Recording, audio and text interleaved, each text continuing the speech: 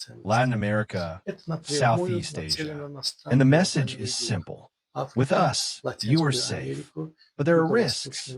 First, the broader the definition of a threat, the higher the chance of miscalculation and escalation.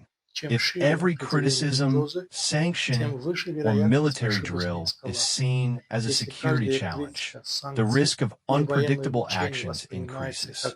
Second, the white paper formalizes China's strategic rivalry with the West. Where once Beijing tried to balance, now it says, we are a separate system, and we will defend it by any means necessary.